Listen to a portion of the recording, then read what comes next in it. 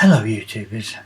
Well, when I first came onto YouTube many years ago now, um, of course, like everybody else, I didn't know what to do, but because I was elderly and knowing that all the other people would be younger, I thought it probably a good idea that I talk about life in my young days as compared to life today. And I did a series called Telling It All, which many of you probably remember, and they were very popular. And of course, I don't know what to do now, so I thought I would do another series called Telling It All Series 2. And no, not just to repeat or regurgitate all the things I've done before, but to tell more stories in the same vein. And so that's what I'm going to do. It will be more like an autobiography, I think, but not in any chronological order. Just thoughts about my life years ago, 80 years ago, and stories relating to it. So they will be new. So I thought I'd start off probably when I was aged 12, and of course that was in 1939 when the war first started, and I was moving up from an elementary school to a secondary school. In those days, one went to what was called an elementary school until the age of 11, at the end of which you took an examination to decide whether you had enough ability to go on to more academic education, or whether you would do vocational education.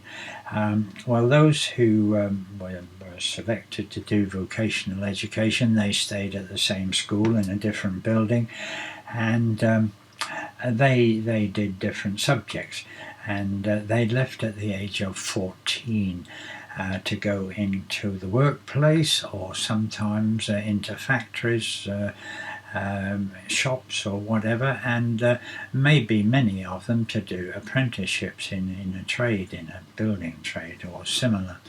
But it was decided that I was of sufficient quality, shall I say, to go to a secondary school, which is where I went.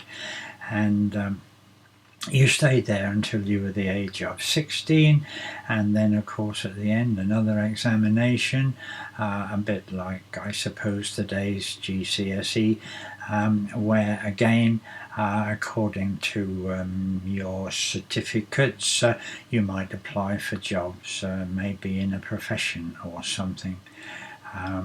My results were pretty average, I believe, but I did take a job in a surveyor's office. Not a career I ever followed, but I did take a career in a surveyor's office.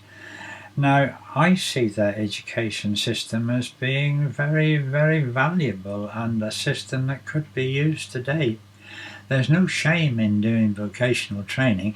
We can't have a country run by academics all the time. There have got to be people who would dig coal from the ground and build roads and rails and work in shops, etc. So I think it would be a good thing, but that's another point, I suppose. So of course, being 12 and the war having just started, many things happened, and I will be telling stories about life during wartime. But I look back on my school days as being very healthy and happy school days.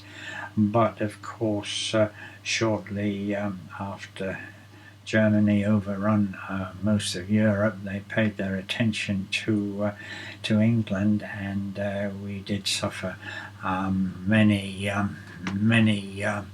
air raids. So that will be something for the next time. And now that there are millions more people on YouTube than there were, maybe some people will find me, and they too might be interested in in the subject. So until next time, goodbye.